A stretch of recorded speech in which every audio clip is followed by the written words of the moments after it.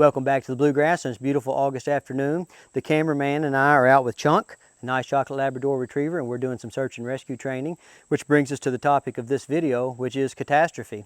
And last week in eastern Kentucky, we had a catastrophic weather event. Okay, we had historic level flooding that literally washed people's lives away. Imagine waking up in a morning and you no longer have a house, you no longer have a place to work, you no longer have a way to get to work even if you do have a place to work. You don't have a place of worship. Okay, that's what happened to people in eastern Kentucky last week. They literally, it started raining, it's going to be a day like any day, like see I'm in a creek. All of us in Kentucky, you know, we know that when it starts raining, the rain is going to wash down through the hills, and then we can expect to go out into creeks and watch, and the water's going to get up about this high, like we see it all the time. You'll see stuff washing down the creek, right? You know not to try to drive across it. You know that like it can be a little bit dangerous. So you grow up with it and you think you're prepared for it.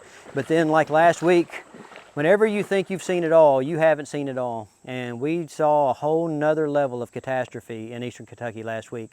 And as soon as it made the news cycle, people started emailing me. They started calling me, asking me how I was doing, asking me how the family was doing, how the dogs were doing. Guys, where I live, like, you know, rain, it just means our creek's going to get up a little bit, and like we're going to have some nice fun adventure time. Our yard's going to turn green, okay? So like rain's not a big deal for me. Anywhere east of me though, rain is a big deal. But last week it went from being a big deal to being the biggest deal in people's lives, okay?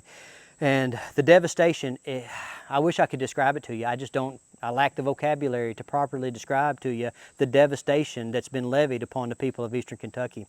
So all I can do is ask for your help, you know. And I know when somebody asks for your help on YouTube, it's like, well, what do I do? Where do I send money? You know, and there's a lot of charities, and trust me, I don't trust any of them. I don't trust anything I can't see, right here, just like this, okay? But I can tell you from firsthand experience, I know a place that does great work. And if you want to support people in eastern Kentucky, you can donate your money or your time to Appalachian Regional Healthcare. They have a foundation, and they have a subset of that foundation that deals with the effects of flooding. And if you send $1 to Appalachian Regional, $1 is going to make it to eastern Kentucky. If you send 10, 10 is going to make it to eastern Kentucky. If you send 100, here's what's going to happen. For whatever reason, corporations pay attention to grassroots funding.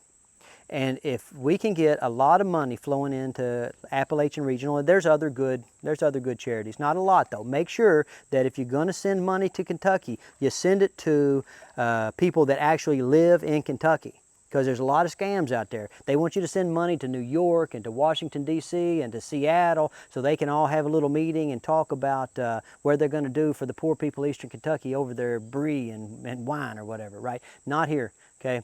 I'm telling you, I know the people that run Appalachian Regional Healthcare, and they're good people. And if you send money to Appalachian Regional Healthcare, they will send that money and more down to eastern Kentucky. So I'll put a link below in the description, and I'll pin it as a comment. And guys, I'm staking my professional and personal reputation on this simple statement.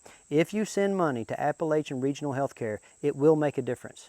I promise you, 100%, it will make a difference, and that's all I can tell you. Okay, guys, so I really appreciate you reaching out, and I'll be back next week with a fun search and rescue video with Chunk the Chocolate Labrador, and maybe we'll drive down to eastern Kentucky, and I'll show you in person, you know, what you're helping to fix. All right, so I'll see y'all later.